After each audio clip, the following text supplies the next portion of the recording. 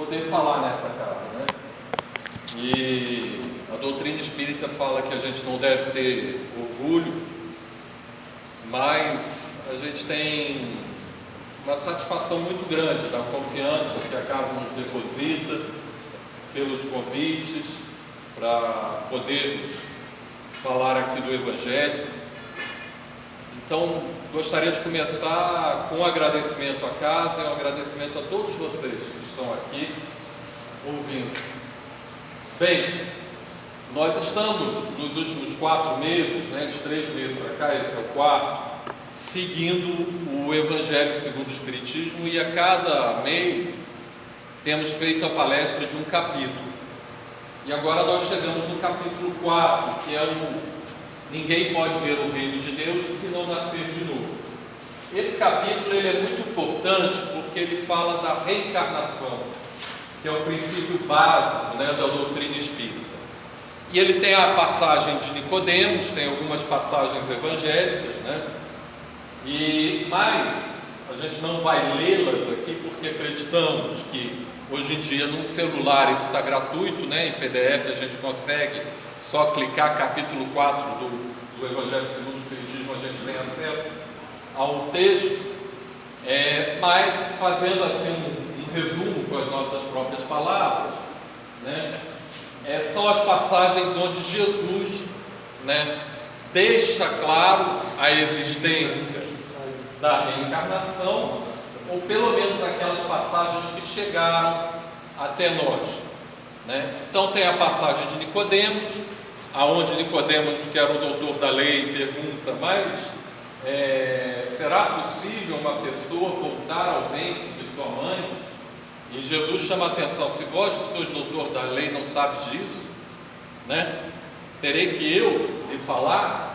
Em verdade vos digo, aquele que nasce da carne vem da carne, e aquele que nasce do Espírito vem do Espírito, O Espírito é livre, a gente não sabe de onde vem e para onde vai, sofre em qualquer lugar. E também a passagem onde os apóstolos perguntam: Cristo, se o Senhor é o Mestre, não estava previsto que Elias viria antes do Senhor? E Jesus responde, Elias já voltou, mas não foi reconhecido. E aí todos os discípulos, isso está no Evangelho de Cristo, falam que entendem que ele estava falando de João Batista. Bem, Elias era um profeta do Antigo Testamento que nasceu 900 anos antes de Cristo. Ele foi muito importante porque ele fez com que os judeus voltassem à fé do Deus único. Houve um momento ali na história que essa fé foi abalada, e foi Elias que fez os judeus voltarem. Então a gente sabe que Jesus nasce ali em Israel porque era o povo que vivia ali naquela região central do mundo daquela época, porque Israel fica no meio do caminho da Ásia, da Europa e da África, fica bem ali no meio do caminho. Era o povo que acreditava em Deus único. Então precisava já ter uma terra boa para Jesus poder pregar. Porque vocês imaginam que Jesus tivesse nascido num povo que acreditava em vários deuses. Ele falava que era o Filho de Deus. Qual Deus? O Deus da guerra, o Deus dos mares. Então precisava que fosse um povo que tivesse uma compreensão mínima dos fatos. E os judeus tinham, muito graças ao Elias. Bem, se o Elias era o João Batista, e Jesus afirma isso, o Evangelho afirma isso, o Evangelho está afirmando para a gente o que? A reencarnação. Porque Elias não ressuscitou. Elias não saiu do túmulo e ressuscitou como Lázaro, como Jesus fez com Lázaro. Haviam passado 900 anos e João Batista era primo de Jesus, e era até 2 anos mais novo do que Jesus. E tinha nascido da barriga,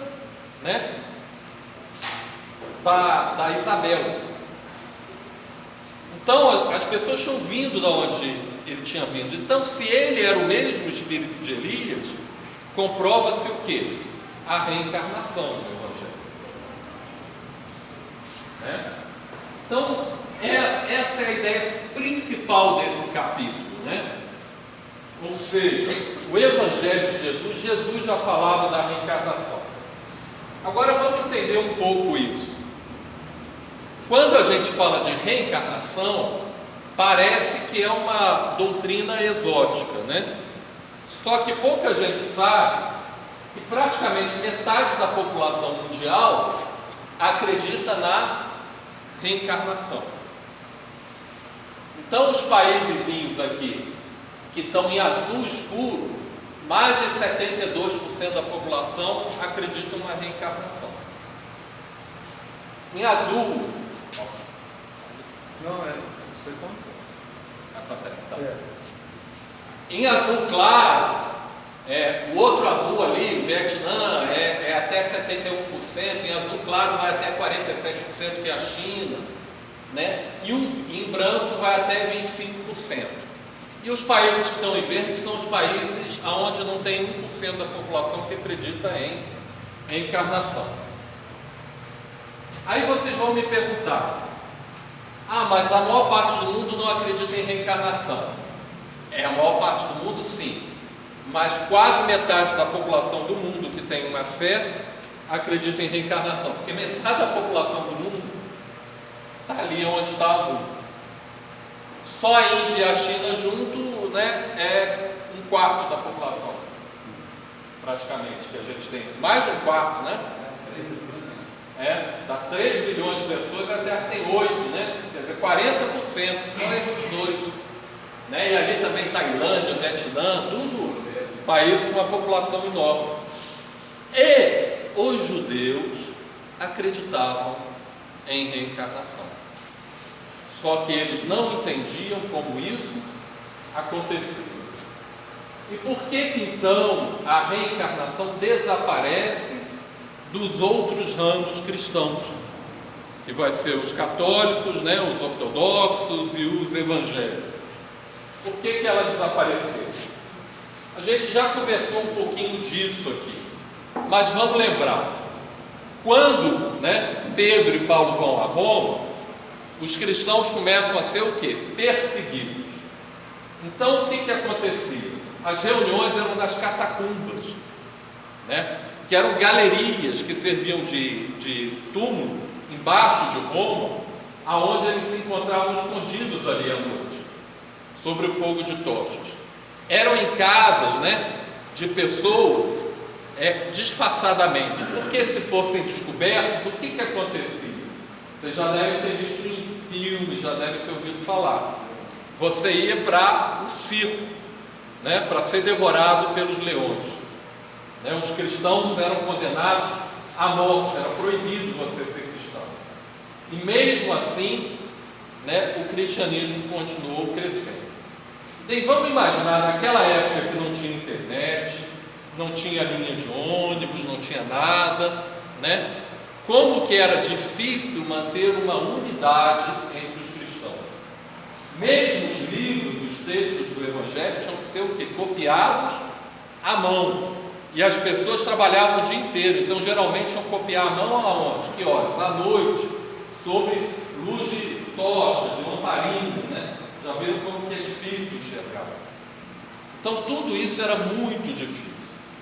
Quando termina a perseguição dos cristãos, e porque eles percebem que não dava para perseguir mais, porque a maior parte da população do Império Romano já era cristã, e o próprio imperador resolve se declarar cristão, se cria um grande problema, né?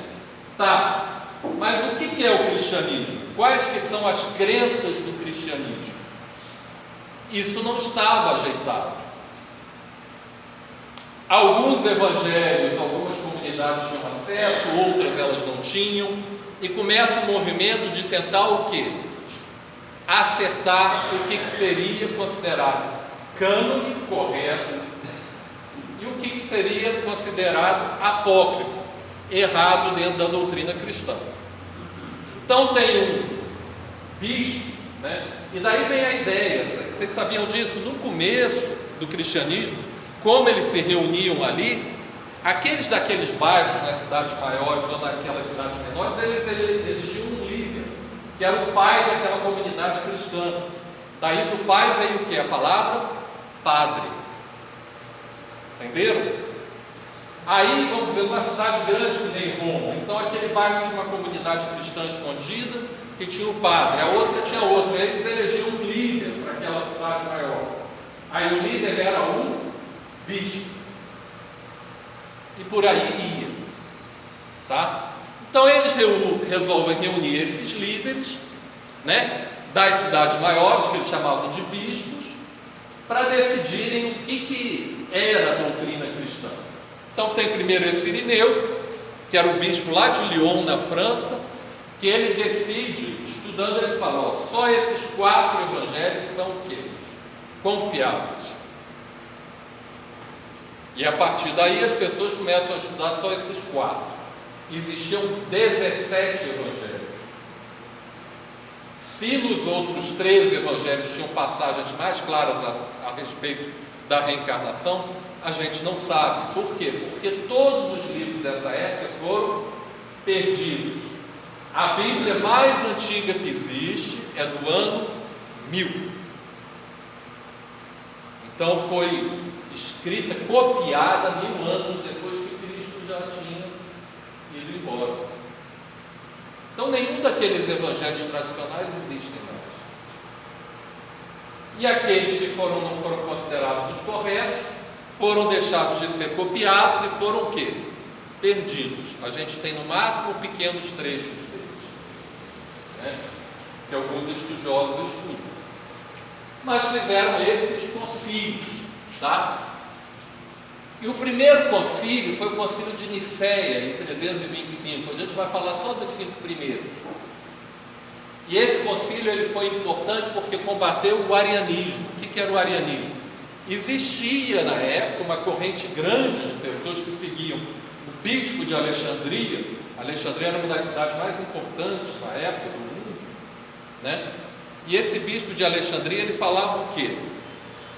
Jesus não é Deus.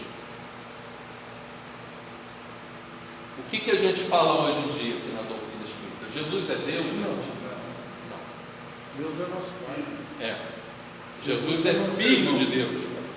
Ele não tinha noção exatamente das coisas que a gente tem hoje em dia com a doutrina espírita. Mas esse Ário, ele falava, Jesus não é Deus. Deus criou primeiro Jesus como seu filho perfeito e depois criou nós e Jesus para nos guiar. Mas ele já pregava isso. Só que no primeiro concílio de Nicéia, o que falava? Quem seguir as ideias de Ário está errado e vai acontecer o quê? Vai ser morto. Vai ser excomungado e vai ser morto. Em alguns lugares o arianismo ainda sobreviveu, isolados, né? Mas de um modo geral acabaram com isso. Depois do primeiro concílio de Constantinopla, que foi o próximo que teve depois, quem foi atacado foi a corrente dos macedonianos. Macedonianos seguiam a ideia que surgiu na igreja da Macedônia. Sabe qual que era essa ideia? O que se pregava muito forte na igreja da Macedônia? Que não existia o Espírito Santo como a gente conhece. Existia o quê? Os Espíritos Santos. Os Espíritos enviados por Deus para iluminar os homens. O que a doutrina espírita fala para a gente sobre isso? O que uma reunião mediúnica faz? O que o Espiritismo prega para a gente? Não é a comunicabilidade entre mortos e vivos? E existe algum Espírito Santo ou são espíritos superiores que vêm e se manifestam? Então, nesse momento, se você não falasse que Deus era três, Cristo, Jesus e o Espírito Santo, né? E que só o Espírito Santo poderia se comunicar, o que ia acontecer com você também? Era morto. Tchau. Né? Então eles concluíram que isso deveria ser o quê? Combatido. Depois veio o primeiro concílio de Éfeso, 1600 anos atrás. E aí eles combateram o quê? Pelagianismo. Quem que era? Era o bispo Pelágio também. da época, né? Naquela época, gente, o que esse Pelágio falava? Pelágio falava que o homem tinha um completo livre-arbítrio e a salvação da alma de cada homem se devia única e exclusivamente ao quê? Aos seus méritos e deméritos. Então, que ninguém nascia santo porque tinha nascido com a graça de Deus. Deus não dava graça para alguns escolhidos. Todos tinham a mesma oportunidade, mas alguns, aproveitavam, faziam o bem, escolhiam o caminho do bem e ganhavam a salvação. E outros não. Não é exatamente a mesma coisa que a gente ensina aqui na doutrina espírita, gente? Porque se você chega para um católico e pergunta, mas por que Santa Rita era tão evoluída? Por que São Francisco? Porque eles receberam a graça divina. Não é o que o católico vai responder? Os anjos já nasceram anjos para ele. Né? Ele falava que isso não era assim. Só que essa ideia também perdeu lá a discussão nesse concílio e passou a ser o quê? Perseguido, né? Aí vem o concílio da Calcedônia, ela reafirma a Santa Trindade, né? Que tinha sido já lá em 381, né? Afirmada, e também afirma o quê? O credo, que eu acredito em Deus, Pai, Espírito Santo, né? Filho, tudo isso, o credo católico. E depois, em 553, o que fica determinado? Que o Espírito foi convocado pelo imperador Justiniano e fica determinado nesse concílio que o Espírito era criado junto com, no momento da concepção. Então, se o Espírito é criado no momento da concepção, não existe reencarnação, concorda? Porque o Espiritismo, a gente acredita que o Espírito é muito mais, nosso Espírito é muito mais antigo que a nossa concepção, porque nós já tivemos várias outras vidas. Sim? Tem uma palestra do Divaldo muito bacana sobre Justiniano, que até então a Bíblia, alguns livros da Bíblia citavam claramente a reencarnação, só que foi retirado do pedido da esposa dele, Teodora. Sim. Que essa mandou assassinar mais de 300 prostitutas e queria apagar o passado dela. E ela tinha feito mal a muita gente. Eu pensei, essa palestra ela é muito boa, ela de fato do Divaldo é falada, só que não existe registro histórico disso, né? Quer dizer, quem nos traz isso é o Divaldo. Nós acreditamos, porque nós sabemos da seriedade do Divaldo, né? Mas não existe registro histórico. O que existe registro histórico é que a partir do concílio de Constantinopla se aceita que a alma é criada no momento da concepção. Se a nossa alma for criada no momento da concepção, a minha alma é unicamente 9 meses mais antiga do que a data do meu nascimento, não é? Então não existe reencarnação. Mas os judeus até hoje, e Jesus era judeu, acreditam em quê? Na reencarnação. Embora o tema não seja muito estudado, mas eles acreditam na reencarnação. Então foi assim, passo a passo, pouco a pouco, que a reencarnação desaparece do catolicismo. E só vai ser resgatada por quem? Por Allan Kardec, né? Em 1854, mais de 1000 anos, né? Depois disso daí. Bem, a gente contou a história, mas vamos parar para pensar. Faz sentido a reencarnação ou não faz? Vamos parar para pensar agora, com a nossa lógica e com o nosso coração. Bem, existe as ciências elas podem ser divididas em 3 grupos, isso não vem ao caso. São as ideográficas, as nomotéticas e as ciências de verificação. Só existem 2 ciências de verificação que verificam a verdade de uma afirmação: é a matemática e a lógica. Como assim? Imagina que eu faço uma afirmação aqui: tem mais mulheres dentro dessa sala do que homens. Eu consigo provar isso com a matemática, não consigo?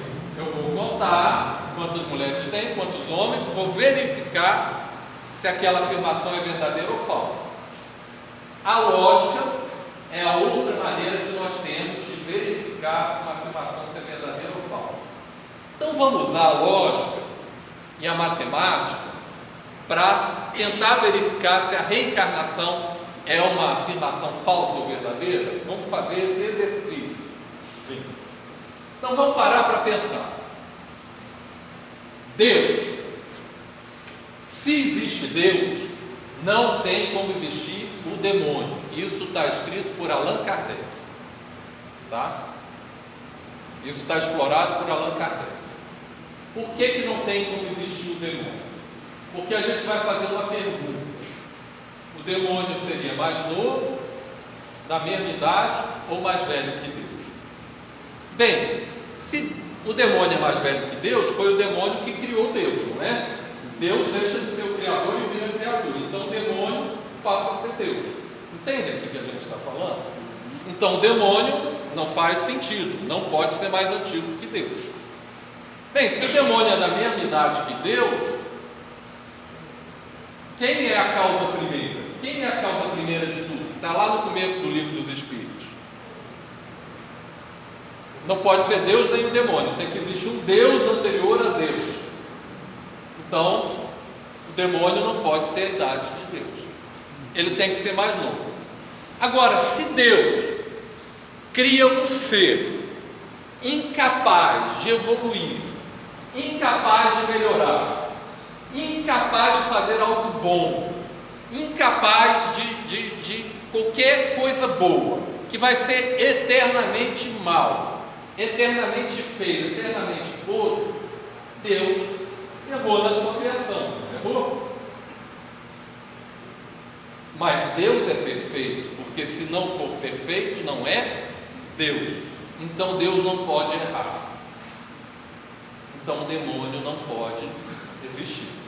Por que a gente contou isso? Porque Deus é soberano e Deus é amor. Então, se Deus é amor, Deus é perdão. Tem uma cena aqui daquele filme, né, da Paixão de Cristo, que a gente mostra aqui que seriam aqueles três que ficaram com Cristo, né? João, Maria e Maria Madalena, né? Que acompanharam Cristo até o final da cruz, né? E aí a gente para pensar. Uma mãe como Maria, o maior exemplo de mãe que já existiu na face da terra, né? Vocês acham que o perdão dela seria condicional a um filho? Você vai viver até os 80 anos, se você consertar até os 80 anos eu te perdoo, senão eu te abandono no inferno. Vocês acham que uma mãe faria isso? Vocês acham que uma mãe, um filho que tivesse feito muita coisa errada, mas que depois vocês vissem que estava arrependido, vocês iam abandonar ele, vendo que ele estava verdadeiramente arrependido? Uma mãe, gente, terrena não faz isso. Deus, que tem um amor perfeito, ia fazer. Então, se não tem um demônio, ninguém que disputa com Deus poder, é óbvio que Deus não vai o quê? Abandonar um filho seu eternamente no inferno. A lógica explicou a lógica. Deus vai fazer o quê? Vai resgatar esse filho dele, mas como um bom pai vai fazer o quê? Você errou, você se arrependeu, mas agora você tem que consertar o que você fez de errado. Igual uma mãe, né?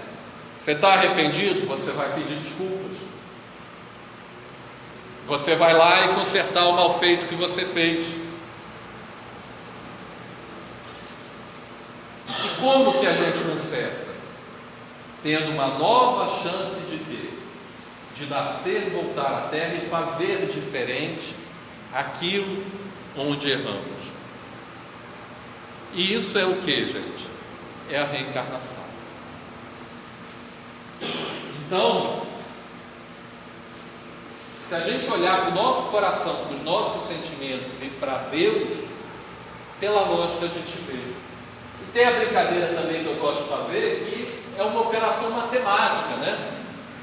Porque se Deus é Deus, né? Se Deus existe, Ele é o quê? Justo. E se Deus é justo, não vai deixar ninguém sofrer além do mal que fez. A lei humana não é assim? Se você faz determinado crime, você tem 5 anos de prisão. O mais grave tem 10. Outro mais grave tem 15. Você tenta dar o quê? Uma proporcionalidade de pena ao crime cometido. Agora vamos parar para pensar. Que crime uma pessoa teria que fazer para sofrer eternamente? Qual crime justificaria isso? Então vamos imaginar uma pessoa que viveu 100 anos. 100 anos fazendo maldade, vai para o inferno lá, né? Na ideia de quem não acredita que existe a reencarnação. Vai ficar 100 anos lá sofrendo no inferno. E a gente sabe que não existe. A gente quer explicar. Sabe que existem locais que se assemelham ao inferno, mas não são o inferno. Depois de 100 anos não teria pago seus crimes? Não é? 100 dividido por 100 é 1. Pagou o seu crime. Se a lei humana falaria para uma pessoa, você pagou o seu crime, a partir de agora você está livre, a divina não vai fazer isso? Vai ser pior a lei de Deus do que a humana? Vai ser mais injusta do que a lei humana?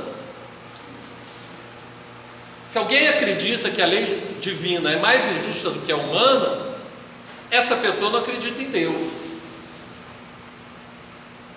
Então a lei divina, ela tem que ser perfeita e não vai deixar ninguém sofrer mais do que fez. Mas o que é 100 anos na eternidade, diante da eternidade? Se uma pessoa vai passar a eternidade no inferno, não é nada, né? Da gente, 1000 anos, Jesus já tem 2000 anos. Se a pessoa sofresse 1000 anos, ela já pagou o quê? 10 vezes mais do que ela fez, concordam comigo? Se a lei humana não deixa isso acontecer, uma pessoa ficar 10 vezes mais numa cadeia do que o crime, a pena do crime que ela cometeu, Deus iria deixar? Nunca. Mas o que é 1000 anos diante da eternidade? Não é nada, né? O homem já existia 2 milhões de anos atrás, os dinossauros há 70 milhões de anos para trás estavam aqui, há 100 milhões de anos. E se a gente olhar qualquer número dividido por infinito, porque a eternidade é infinito, é igual ao quê? A zero. O que nós estamos querendo falar aqui então é o quê? Qualquer crime que a gente faça aqui na Terra é um nada diante de uma pena, de um sofrimento eterno. É nada, é zero. Nada justifica o sofrimento eterno. Então não existe. O que existe é o quê? A reencarnação. Nós vamos voltar com as dificuldades que nós construímos no nosso caminho. E vamos ter que consertar aqueles pontos aonde caímos. E isso explica a diferença. Isso explica, às vezes, que alguém nasce e vai desencarnar no mesmo dia que nasceu, e que outros vão viver o quê? Mais de 100 anos. Que alguns nascem em plena saúde e outros nascem o quê? Como doença. Que uns morrem jovens e outros na velhice. Por quê? Porque não é tudo montado nessa vida. O que cada um de nós sofremos nessa vida é o resultado daquilo que nós plantamos nas vidas passadas e nessa vida também.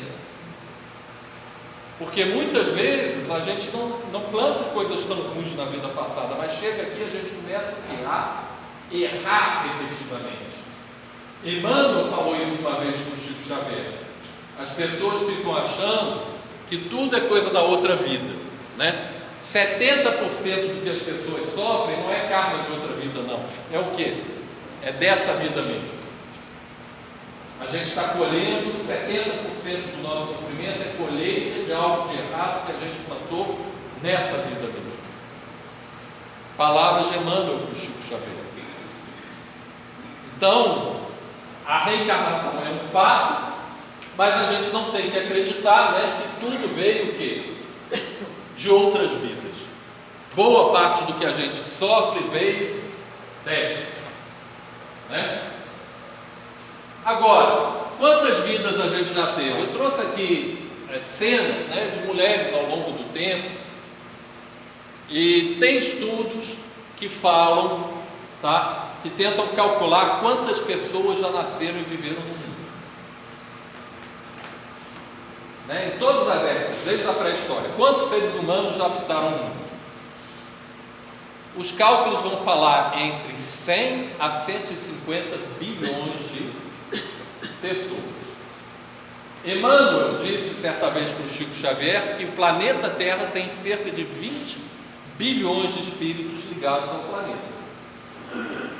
Se são 8 bilhões encarnados, hoje em dia existem o quê? 12 bilhões desencarnados.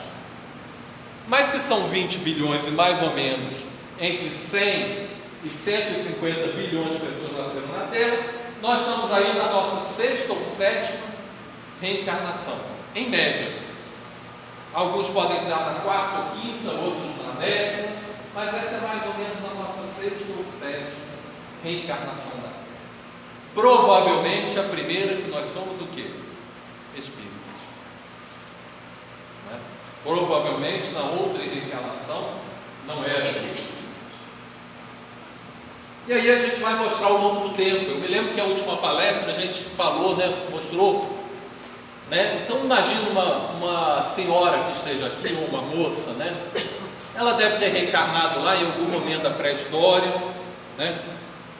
A curiosidade que a gente falou na última palestra, né, é que pesquisadores do mundo têm estudado o DNA das mulheres da pré-história e descobriram que mais ou menos até 5 mil anos atrás, as mulheres da pré-história eram mais fortes que as atletas olímpicas hoje em dia, as mulheres comuns, com muito mais musculatura, muito mais força. Por quê? Porque o mundo era pesado, né?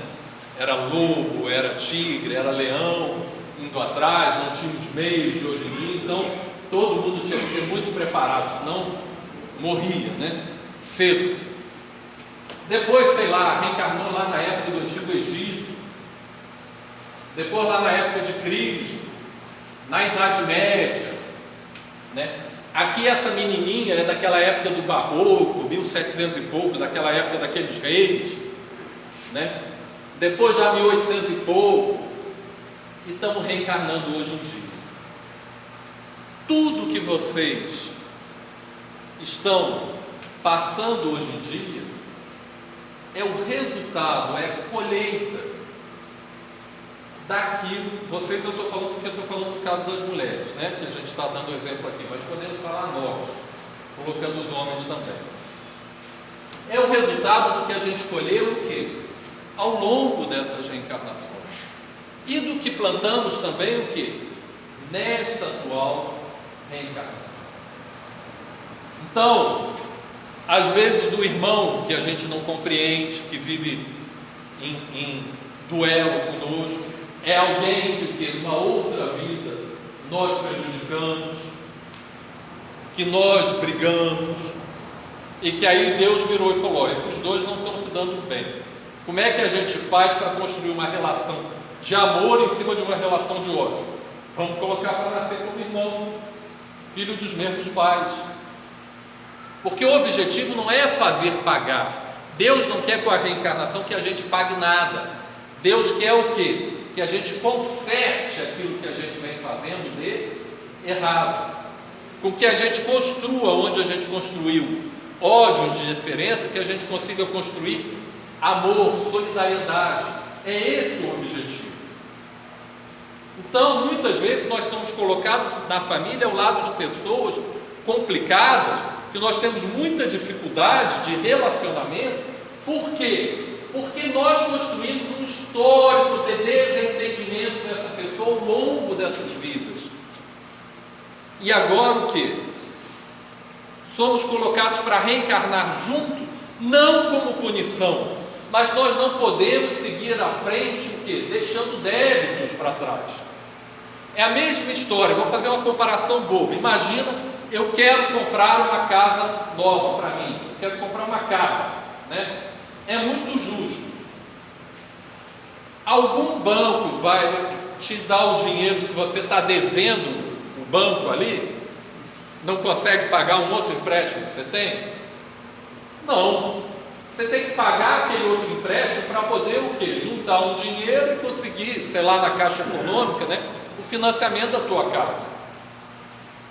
E a mesma coisa a nossa evolução.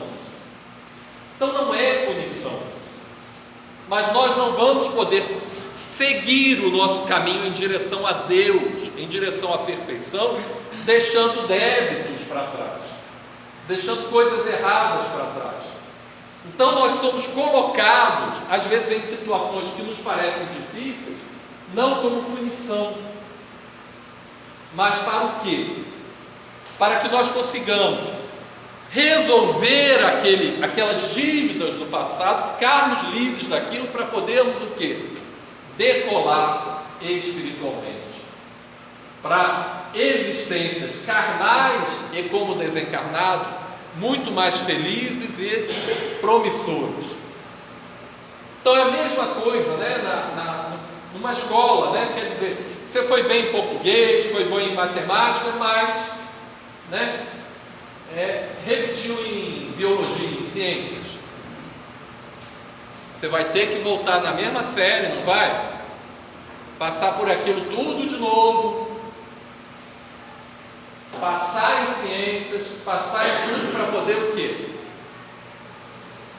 Se matricular no próximo ano na escola.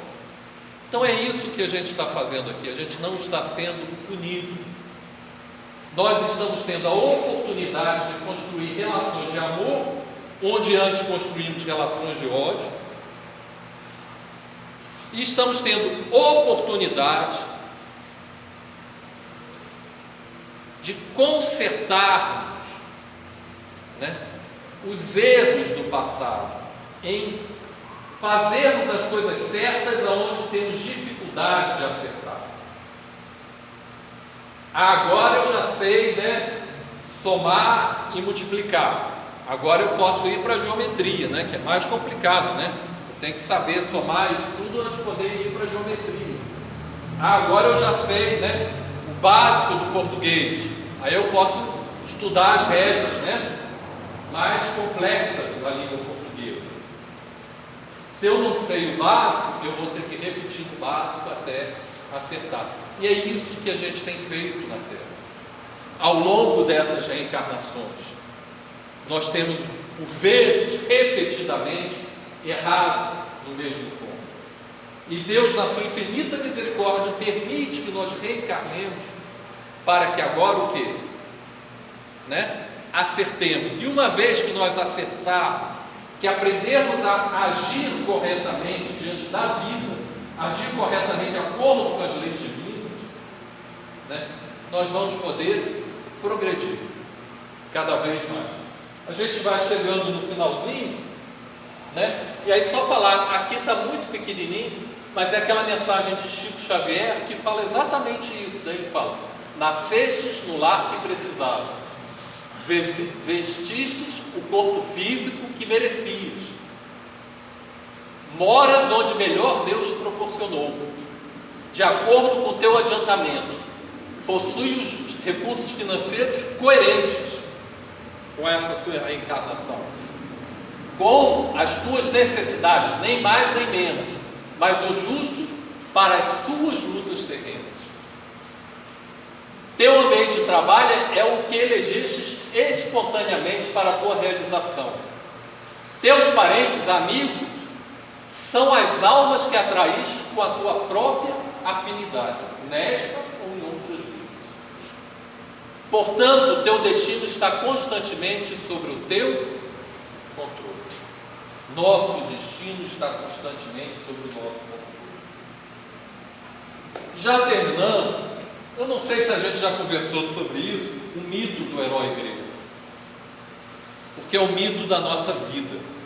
O mito do herói grego é algo que está lá na base da filosofia grega. Quem é o herói grego?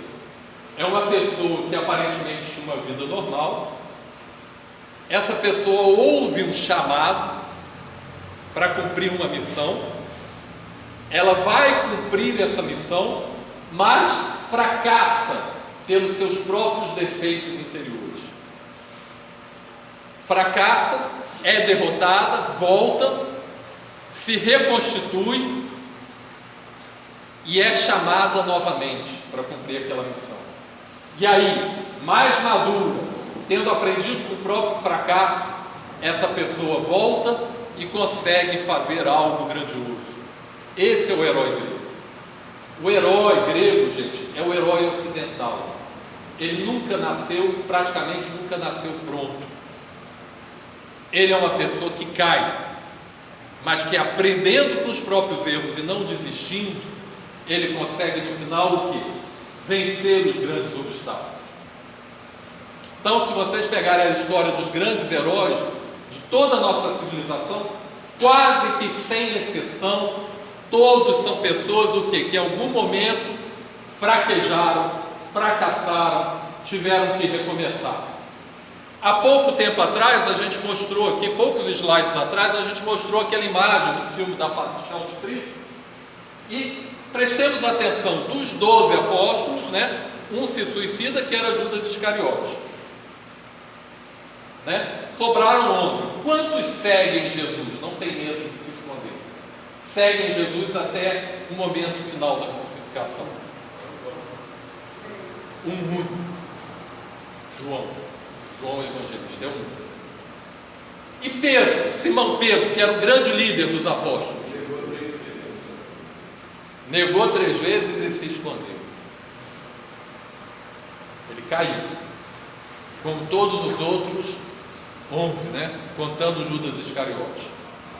Mas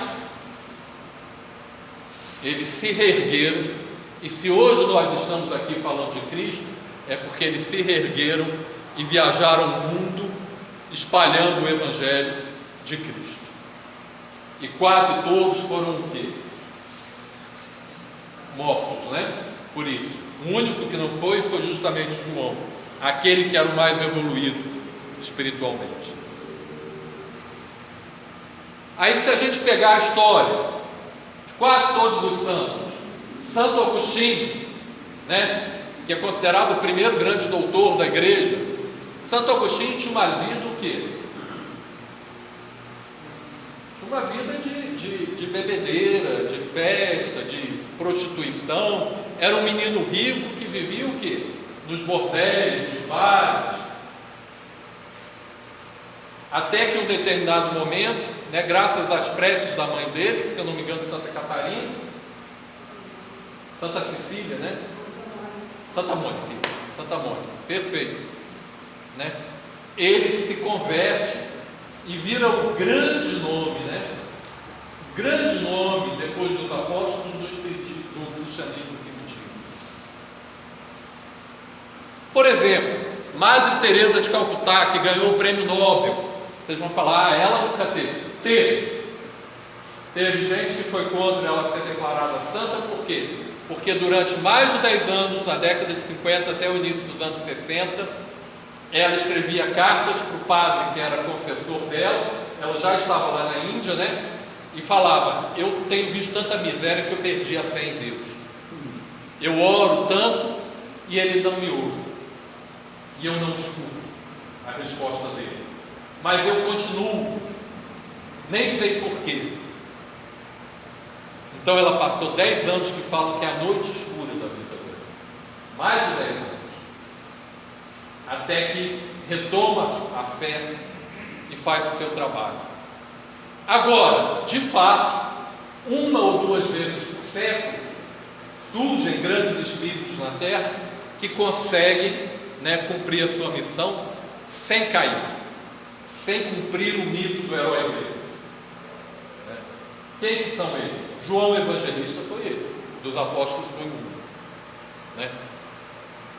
Mas tem um mais próximo da gente, Chico Xavier. Se a gente olhar a vida do Chico Xavier, não tem um escorregão. Ele é daquelas 1 ou 2 pessoas por século que não cai. Neste século, aparentemente, é Padre Pio e ele. Padre Pio foi um padre italiano que criava, quando rezava a missa, as chaves de Deus. Porque Gandhi caiu, Madre Teresa caiu.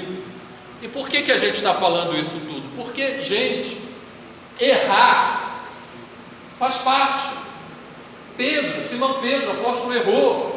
11 apóstolos erraram, Judas Iscariote errou tão feio que ele reencarna como Joana d'Arc, Isso já foi revelado, para resgatar o erro dele. Pede para morrer, por estar falando a verdade. Então nasce com uma mediunidade, é capturada, é condenada injustamente. Aí falam: se você negar que você tem essas conversas, essas visões, você não vai para a fogueira. Ela chega a negar, fraqueja uma segunda vez, mas se arrepende e volta a afirmar na hora H que não era mentira, que São Miguel falava com ela, o arcanjo Miguel, tudo isso, e vai para a fogueira. É Judas Iscariote. Então, se os santos eram, e esse herói grego, a gente não está falando de lutar a espada, não. O mito do herói grego é o mito de todo aquele homem e mulher ocidental que consegue vencer as suas próprias dificuldades. Porque o chamado de Cristo não é para a gente fazer grandes